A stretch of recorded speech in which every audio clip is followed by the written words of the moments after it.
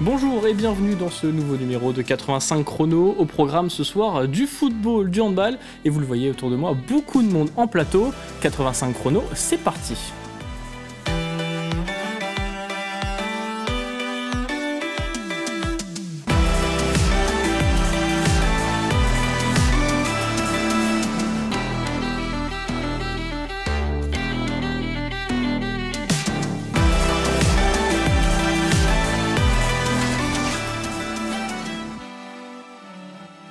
Nous parlerons handball avec la présidente du comité départemental, Danielle Gillet. Bonsoir. Bonsoir. Ensuite, on parlera toujours handball avec Ophélie Charbonneau, l'entraîneur de La Roche Vendée Handball. Bonsoir. Bonsoir. Et vous êtes venu accompagner de l'autre côté du plateau avec Adèle Semelier et Lise Lenozac. Bonsoir toutes les deux. Bonsoir. Les deux joueuses à La Roche. Gros chapitre football ensuite avec la nouvelle victoire du leader de National 2, La Roche. Le derby vendéen au sommet entre le Poiré et Chaland, entre le premier et le deuxième de National 3. Et enfin un petit détour par la Coupe de France féminine, toujours en football. Et évidemment un tour d'horizon des classements et de tous les résultats du week-end pour nos équipes vendéennes, du basket, du hockey sur glace, mais aussi du rink hockey. Je vous propose, mesdames, de commencer par un résumé du match de samedi soir. C'était la 6e journée de 2e division de handball. La Roche Vendée accueillait Pessac et après 3 défaites consécutives, les Lyonnaises avaient à cœur de réagir et d'enfin décrocher leur première victoire à domicile et le match démarre plutôt bien. Pas d'erreur pour les Lyonnaises cette fois, les deux équipes restent au coude à coude. Ça va d'un but à l'autre, les gardiennes brillent de chaque côté avec plusieurs arrêts décisifs. La rencontre reste équilibrée et point positif, les Lyonnaises se montrent très solides et disciplinées en défense, ce qui leur permet à 10 minutes de la pause alors que le score est de 8 partout, de prendre les commandes du match et de creuser progressivement l'écart pour atteindre à la mi-temps une avance plutôt confortable, 16-11, plus 5, le match est bien embarqué et après vous allez le voir au retour des vestiaires. Les Lyonnaises, je vous le disais, donc 16-11, les Lyonnaises reprennent leur marche en avant et comptent jusqu'à 7 buts d'avance. Mais forcément, avec le petit manque de confiance et la série négative, elles doutent un petit peu et Pessac en profite pour revenir à seulement 2 longueurs. Mais portées par les parades, encore une fois, de leurs gardiennes et une défense engagée, les Lyonnaises parviennent à reprendre le contrôle du match, un peu plus appliqué et juste offensivement que leurs adversaires et que lors des rencontres précédentes. Elles gèrent bien à la fin de partie et maintiennent un écart de 3 à 4 buts avant de s'imposer assez logiquement 33-27 et de signer enfin leur première victoire à domicile de la saison. Un succès précieux devant un public, vous le voyez, venu nombreux. Ophélie, qu'est-ce qu'on retient de cette première victoire à domicile ? 3 points, hein. Je crois qu'il ne faut pas aller plus loin. 3 points, on voit sur les images, la salle est pleine, donc ça fait plaisir, ça donne un engouement supplémentaire pour nous sur le banc. Ce qu'on retient, c'est qu'on attendait depuis des semaines, j'ai envie de dire presque depuis le début de la saison, d'avoir toutes ces émotions positives qu'on peut lire sur les visages des filles à la fin du match, d'avoir une certaine âme dans notre jeu, parce que techniquement, on en a déjà parlé, il n'y a pas de gros soucis. Dans le technico-tactique, on sait qu'on peut rivaliser avec n'importe qui. Après, il faut avoir un supplément de quelque chose, et je pense qu'on l'a eu samedi. Et derrière, finalement, tout le monde a élevé son niveau de jeu, même s'il y a une petite baisse à un moment donné. Le collectif prend le dessus sur cette baisse de régime-là et on finit par tuer Pessac, parce que très clairement, on tue Pessac en première mi-temps. Donc ça nous permet en deuxième de... Même si on a un petit moment où on a stressé, je peux pas vous dire que j'ai eu confiance pendant 1 heure, mais même si à un moment donné on a un peu stressé, on a été capable de remettre le pied à l'étrier et de refaire bloc défensivement et pouvoir se projeter rapidement. Donc on retient les 3 points et puis aussi cette belle ambiance à domicile, vous l'avez senti sur le terrain ? Alors personnellement oui, parce que je suis demi-centre, donc j'annonce et j'entendais rien de ce qui se passait, donc c'est toujours un bon signe, même si ça rend les choses un peu plus compliquées pour se faire comprendre, c'est toujours un bon signe parce que ça nous donne derrière pas mal d'énergie et c'est hyper important pour nous sur le terrain. Ophélie, qu'est-ce qui vous a plu dans ce match ? C'est derrière la solidité défensive ou c'est le fait d'avoir su bien réagir au retour des vestiaires malgré ce petit passage à vide ? Je dirais le début du match, même si il est encore pas fou, hein, parce que Letty nous sauve quand même un paquet de ballons sur des contre-attaques. On parlait de nos entames de match qui étaient catastrophiques et qui nous faisaient perdre nos matchs finalement. Là, celle-ci est pas pas la meilleure, mais en tout cas, elle nous permet de bien démarrer. Letty nous permet de démarrer très fort, Letty qui est notre capitaine. Donc je retiendrai surtout la solidité défensive, où en première mi-temps, elles ont très peu de solutions. Il y a jeu passif sur jeu passif, donc ça montre qu'on est en place, même si elles mettent quelques buts. On ne peut pas empêcher notre adversaire de toujours marquer. Hein. On essaye au moins de restreindre son activité sur notre but. Et après, surtout, ce que je retiendrai, c'est le grand espace. On a été capable de retrouver notre base avant, nos ailières, qui sur contre-attaque font des différences. On a même eu nos bases arrière qui ont su mettre des contre-attaques. Donc ça veut dire que dans l'anticipation et même aussi dans la capacité physiologique à prendre le dessus sur notre adversaire, on l'a été tout au long du match. Et puis je retiendrai surtout aussi, même si on a été très en difficulté face à la gardienne adverse qui fait une super partie, faut le soulever quand même, on n'a pas abandonné, on y est retourné parce que les solutions étaient franches, même s'il n'y avait pas l'efficacité après au shoot. Et pour une équipe qui doutait, parce que quand tu n'as gagné qu'une fois en championnat, ton cerveau, surtout chez les filles, ça bouillonne, eh bien je trouve qu'on a eu quand même un peu d'âme et on a su appuyer sur ce qui fonctionnait et à la fin ça paye et elle le mérite amplement. Mais justement, le manque de réussite au shoot et puis les gardiennes, c'était les propos de Manon Gravel et le coach de Pessac. Je vous propose de les écouter. Je pense qu'on a fait un match plutôt cohérent, mais on a rencontré une belle équipe de La Roche et que ce soit en première mi-temps où on était plutôt dans une bonne dynamique, on a eu du mal, je pense, à appuyer pour vraiment creuser. On a eu un temps faible assez conséquent. Maintenant, félicitations à l'équipe de La Roche qui a fait ce soir, je trouve, un très bon match et avec un match, je pense, plaisant à voir pour les amoureux des gardiens de but parce que les deux gardiennes ont fait vraiment une très très belle partie. Vraiment, la victoire fait beaucoup de bien. Ça fait un moment qu'on joue plein de matchs et qu'on est en quête de points. On regardera la manière en début de semaine parce que c'était catastrophique, mais ce soir on prend les 3 points et on va profiter avant de se remettre au travail. On est contente d'avoir réussi à le tenir malgré tout et à ne pas l'avoir lâché parce que voilà, y a plein de moments où elles sont revenues et on a eu un peu le caractère d'y retourner, mais ouais, c'était catastrophique quand même au niveau du pourcentage de réussite au tir et tout ça, quoi. C'est un match qu'on aurait dû sécuriser bien plus rapidement et pas se faire peur plusieurs fois dans la deuxième mi-temps. Vous êtes d'accord avec ce qu'elle dit ? J'ai pas ouvert les stats aujourd'hui pour des raisons personnelles, mais je suis pas sûr d'avoir très envie de les regarder parce que je pense qu'à vue d'œil, on doit être à moins de 30% d'efficacité au shoot. On a dépassé les 30 buts marqués, ce qui est chose rare depuis le début de l'année. Je pense qu'au vu de la première mi-temps, on est déjà à 11 shoots ratés à 6 mètres en première. Si on dépasse les 40 samedi, c'est pas volé. Et puis on en est loin, hein, donc tu vois le score. Donc oui, elle a raison. On aurait pu sécuriser le match dès la première mi-temps où les situations elles sont franches et on bute sur une gardienne de but qu'on connaît, mais qui nous connaît aussi bien aussi. Forcément, ça va dans les deux sens. Mais je retiendrai surtout, comme a dit Manon, le fait de ne pas avoir craqué et d'avoir été consistante pendant 1 heure. Votre analyse, vous aussi, vous partagez ce petit manque de réussite devant ? Effectivement, moi j'étais dans les tribunes donc, pour encourager les filles, mais c'est vrai que oui, beaucoup d'échecs au tir, mais je pense que l'essentiel c'était la victoire et on l'a eu, donc c'est l'essentiel. Après, c'est vrai qu'on a eu 2 très belles gardiennes, que ce soit à Pessac ou chez nous, mais voilà, comme elle l'a dit Manon, on se remettra au travail et ça c'est certain, mais je pense que ouais, là, la victoire, c'était l'essentiel. En termes d'état d'esprit, il était là, donc voilà, je pense que mentalement, ça a fait du bien à tout le monde. Et oui, le duel tir-gardien, forcément, c'est sûr que plus de buts, ça aurait été top, mais la victoire est là et c'est ce qu'on retient. Et mentalement, justement, pour les prochains matchs, les prochains rendez-vous, c'est Coupe de France, c'est ça ? Alors, on joue 3 matchs en 10 jours. On va à Bègles vendredi.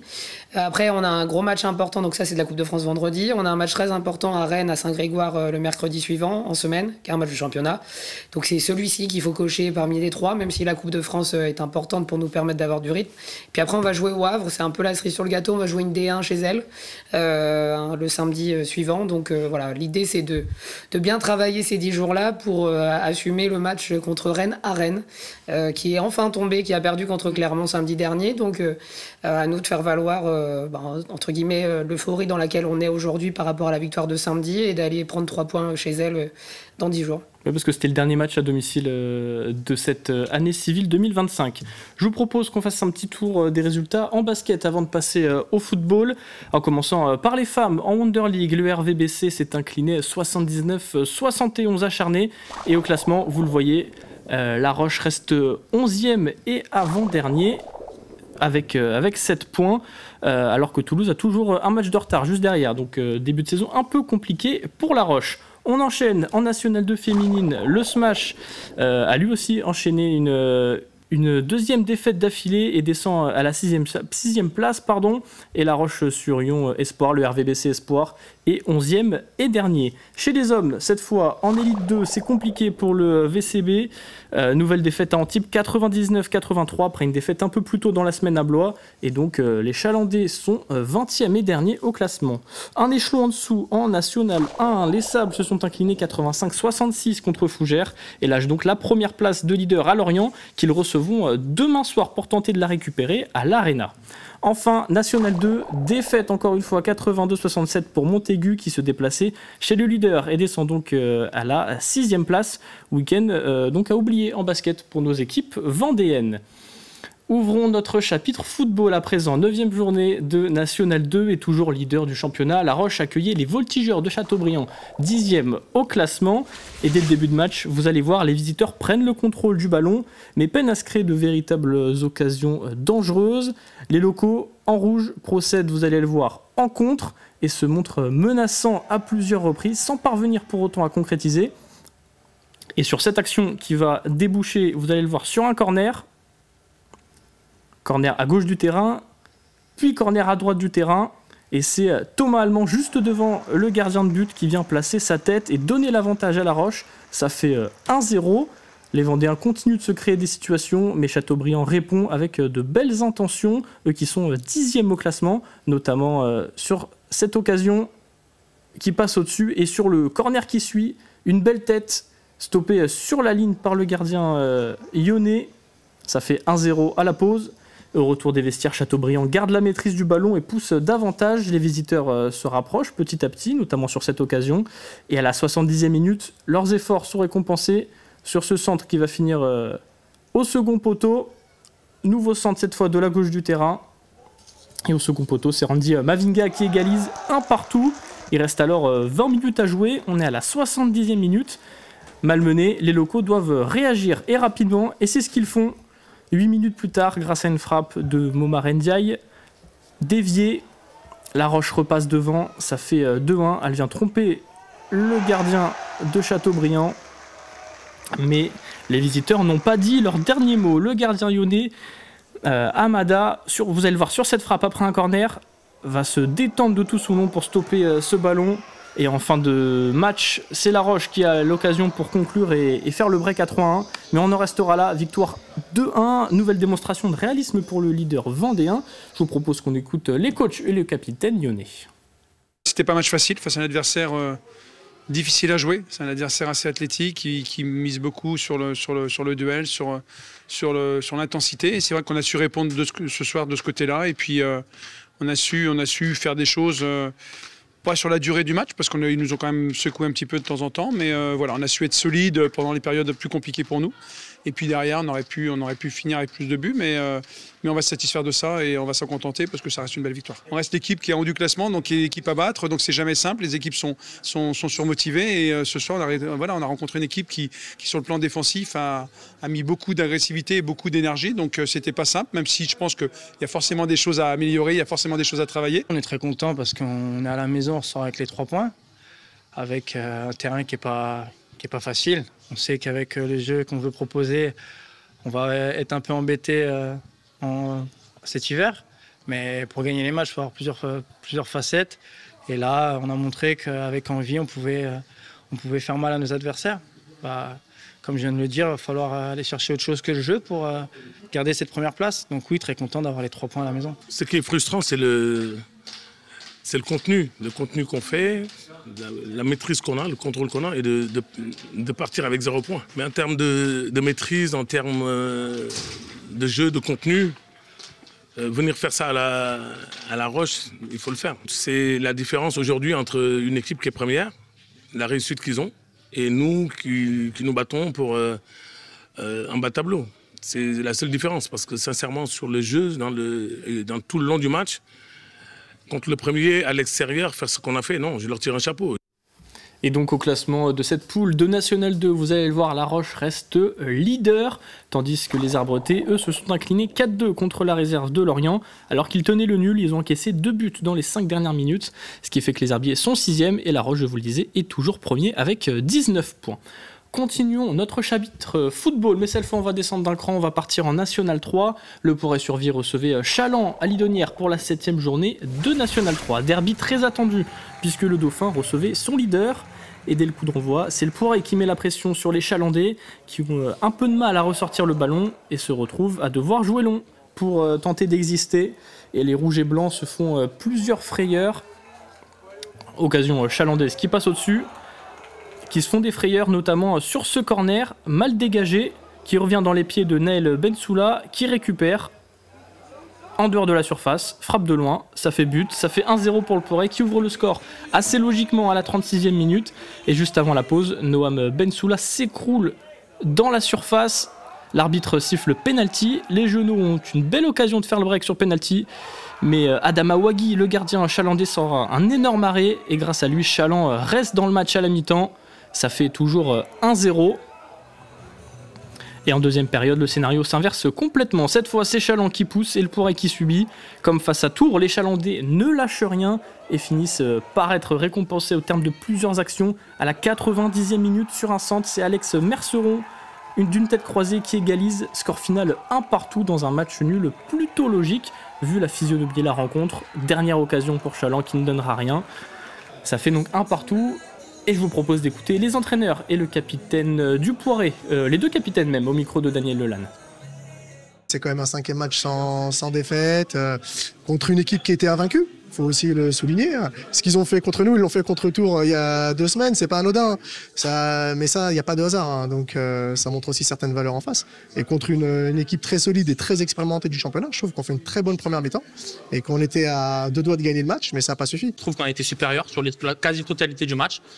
Mais sur les 15 dernières, un peu moins de courses, un peu moins d'énergie, on arrivait moins à garder les ballons, des mauvais choix techniquement. Et ça a fait qu'au final, on subit, mais on peut savoir subir sans encaisser. Malheureusement, aujourd'hui, ça ne l'a pas fait. On va s'en servir pour la prochaine, essayer de faire mieux et de pas reculer pareil sur des fins de match comme ça, parce qu'au final, ça nous pénalise. On leur offre, je pense, c'était leur seul moyen de marquer aujourd'hui, et puis malheureusement, ça tourne pour eux. Le résultat à la fin, les garçons qui ont été chercher les choses et qui n'ont rien lâché, et puis qui a payé à la fin. Je pense que c'est un partage des points qui est assez équitable. Et ça, nous, l'important, c'était que le compteur continue de tourner. On est encore invaincu en championnat comme en Coupe de France. Donc l'objectif, c'était d'avancer semaine après semaine, match après match. Et aujourd'hui, même si on aurait pu espérer mieux, faut aussi se satisfaire du fait qu'on continue d'avancer. On n'a pas lâché, on a essayé de pousser. On a été mené, on prend un penalty. Notre gardien nous arrête le penalty. Et puis après, du caractère. Je pense qu'on a fait preuve de caractère sur ce match. Plutôt satisfait du match nul. Et donc à l'issue de ce derby vendéen, on va regarder les classements de cette National 3 Poule B. Chaland conserve sa place de leader, le Porret-sur-Vie également, mais ça revient derrière, notamment avec Fontenay-le-Comte qui s'est imposé 4-2 contre Chauvigny. Ah non, ça c'est la Châtaigneraie. Fontenay s'est imposé 2-0 contre la réserve d'Angers et revient donc à la 4e place à seulement 2 points du leader.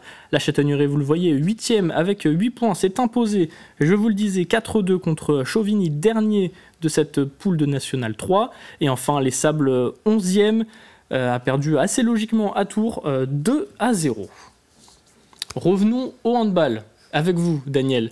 Est-ce que on a fait une petite pause? On fait une petite pause là, dans le football. On a parlé du match ce week-end.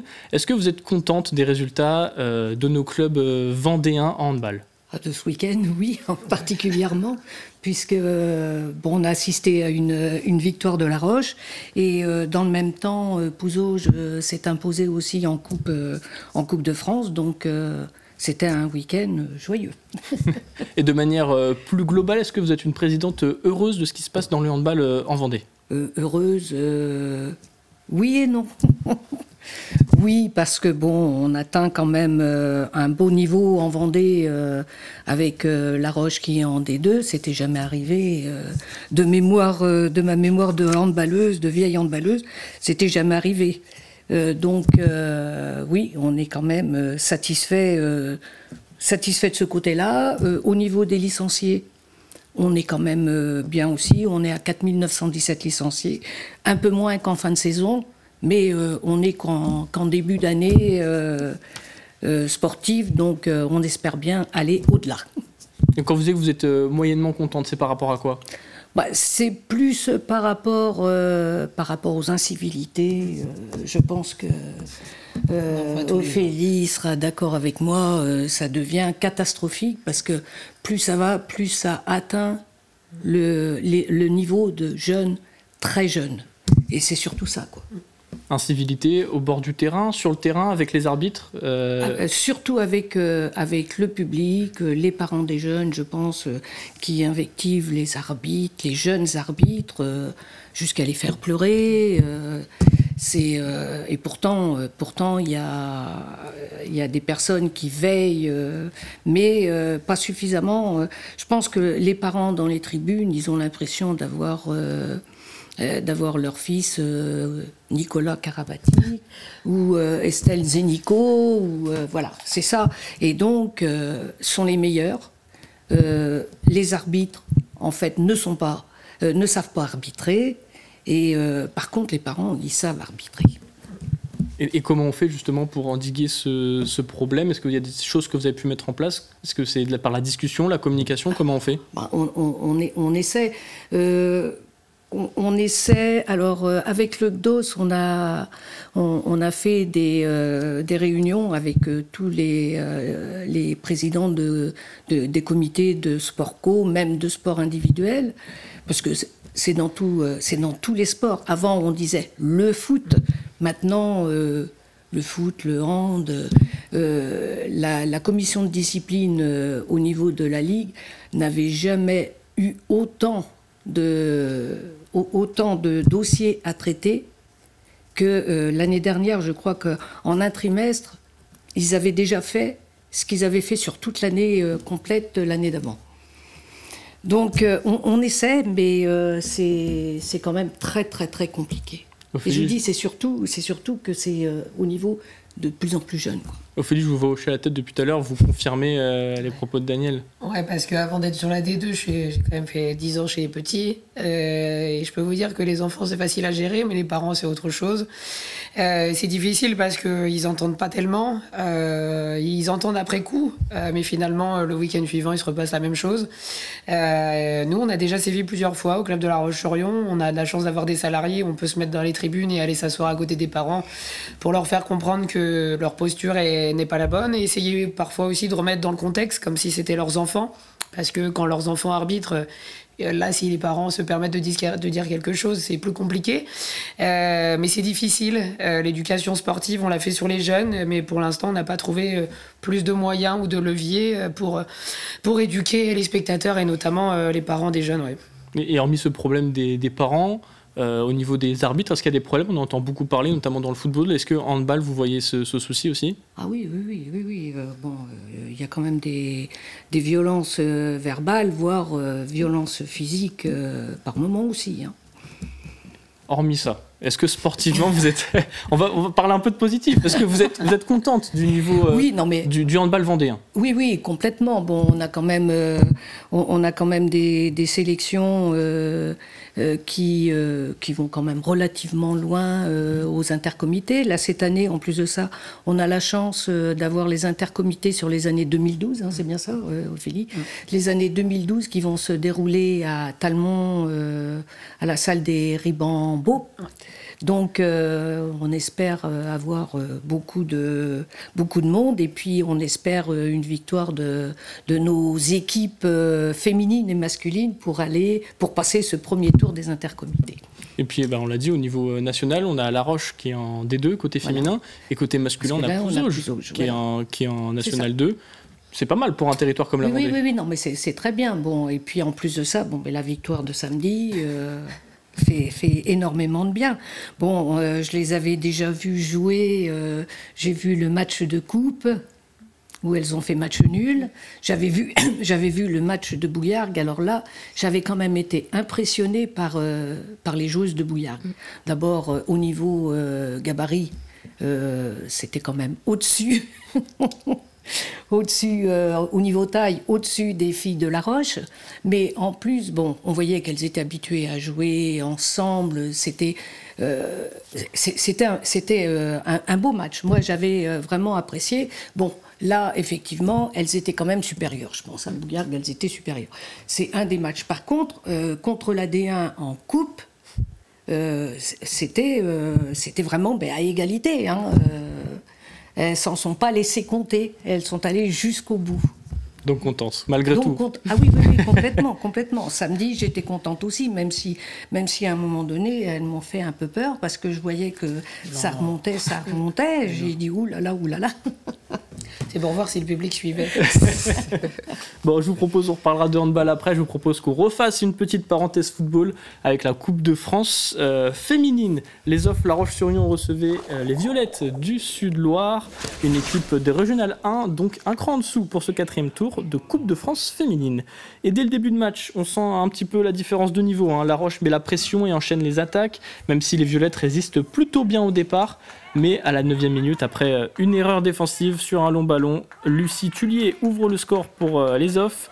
Et malgré plusieurs occasions, La Roche ne parvient pas à aggraver le score. Et notamment sur cette tête qui termine sur le poteau. On en reste là. Ça fait 1-0 à la pause en faveur des Lyonnaises. Et au retour des vestiaires, en seconde période, les visiteuses vont craquer physiquement et subir encore plus. Deuxième but de la tête, ça fait sur cette barre entrante, ça fait 2-0, puis 3-0 sur cette frappe de plus de 20 mètres qui lobe la gardienne. Et puis le score va s'aggraver encore. Là, c'est une action pour les Violettes qui malheureusement terminera à côté pour elles. Mais La Roche va aggraver le score, je vous le disais, encore une fois sur corner et de la tête. Ça fait 4-0 en faveur des Lyonnaises. Et même d'autres actions qui auraient pu terminer au fond. Victoire donc logique 4-0 pour les Offres, largement au-dessus dans ce match, face à une équipe courageuse mais un petit peu dépassée par le rythme. Je vous propose d'écouter les entraîneurs et les capitaines au micro de Daniel Lelanne. Je suis un peu déçu du contenu. Bon, les conditions n'étaient pas non plus faciles, mais on a tombé contre une équipe aussi vaillante qui nous a pas trop laissé le choix de jeu, même si je pense qu'on aurait pu faire mieux techniquement, même dans la projection vers l'avant, être un peu plus efficace aussi certaines fois. Mais bon, voilà, 4-0, c'est le minimum. La victoire est logique en soi, mais dans le fond, le match, c'est pas vraiment ce qu'on veut montrer de notre équipe et on n'a pas fait le maximum de ce qu'on sait faire. Mais on a la victoire, on va retenir la victoire et elle est 4-0. Donc pour moi, en Coupe de France, il n'y a pas vraiment de niveau. Elles, les plus petites, elles veulent battre les plus gros. Donc c'est à nous de faire attention et il faut l'aborder le plus sérieusement possible. En première mi-temps, on fait une très bonne première mi-temps. On prend un but au quart d'heure de jeu sur une grosse erreur individuelle. Malgré ça, on fait une très bonne première mi-temps. Et puis sur la deuxième, on pêche un peu physiquement. La différence se fait sur des coups de pied arrêtés aussi. Bon, c'est comme ça. On sort quand même la tête haute. Première mi-temps, on tient plutôt bien le score de 1-0. On prend un but sur une des erreurs individuelles. Après, on baisse pas la tête. Dans la combativité, on y est. Frustrant en deuxième mi-temps parce qu'on se prend trois buts, 2 sur ballon arrêté et un à 20 mètres de notre but. Après, la défaite est logique, mais c'est frustrant. Le score est lourd. Enfin, 4-0, on trouve ça lourd pour la prestation qu'on a montrée. Plus de football, je vous promets. On va revenir pour la fin de cette émission au handball. On a parlé de la victoire de samedi. Je vous propose qu'on dézoome un petit peu. Il y a eu cette montée en fin de saison dernière. Quel souvenir vous gardez de cette montée ? Oula, faut que j'en choisisse un seul. Oui, ou un souvenir global, comme vous voulez. Globalement, je dirais que c'était plutôt un passage entre, j'ai envie de dire, le monde amateur et le monde pro, notamment avec certaines joueuses, avec certaines avec qui j'ai pu jouer, à défaut de les entraîner et de finir par les manager. Donc je retiendrai surtout un peu ce livre, cette page qui se tourne, et puis toutes les émotions qu'on a pu avoir ensemble, parce qu'on a quand même démarré en N3. Donc de N3 à D2, il y a quand même un peu de marche. Donc je retiendrai surtout ça, le passage de toutes les joueuses qui ont fait par petites touches et pour certaines avec beaucoup de touches, j'ai envie de dire, qui ont fait beaucoup pour le club et qui ont fait qu'aujourd'hui on en est là. Donc plutôt nostalgique de cette montée, mais plutôt nostalgique de toutes les années qu'on a pu passer et de voir un peu à la dimension que prend le club aujourd'hui. Et il y a 10 ans, on n'en était pas là. Donc voilà, un peu de fierté quand même de voir le club à ce niveau-là et surtout d'avoir pu partager tous ces moments avec toutes ces filles. Et puis de voir que le club attire maintenant d'autres joueuses, c'est aussi valorisant. Et voilà, on passe un cycle, mais c'est plaisant de se dire qu'on a vécu tout ça ensemble avant. Et puis avec ce début de saison, il y a eu 2 victoires. On a parlé la première à domicile ce week-end. Passer d'une montée à un début de saison un peu plus compliqué comme ça, est-ce que c'est difficile de se remettre dedans aussi ? Même si tu le sais, parce que consciemment tout le monde le savait que ça allait être dur, on a quand même eu des arrivées tardives. Tout le monde est arrivé un peu au compte-gouttes, notamment Adèle au mois d'août, où finalement on n'a pas eu le temps de se préparer tant que ça, alors pas handballistiquement, mais plutôt préparer notre vie de groupe, c'est ça qui nous manquait.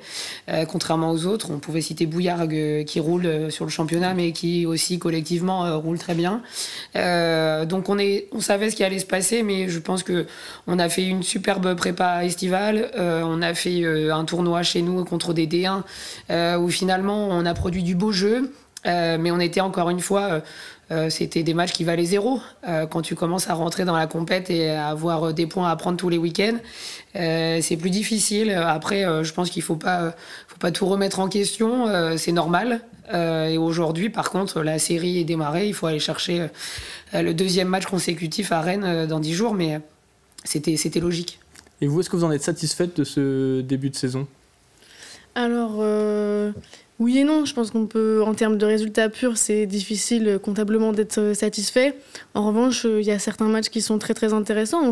C'est de la Coupe de France, certes, mais on fait égalité contre une D1. Ça montre une force de caractère, une force aussi technique, parce qu'il faut quand même rivaliser techniquement contre une D1. Donc, sur le championnat, il y a des points qu'on a lâchés, qu'on n'aurait pas dû lâcher. Ça, c'est un peu frustrant.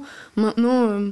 c'est la première année de La Roche en D2, c'est un championnat qui est complètement différent de la N1, tout peut se passer et je pense qu'on a vraiment une épingle à tirer dans ce jeu-là parce qu'on a une équipe qui est vraiment très intéressante et tactiquement et techniquement.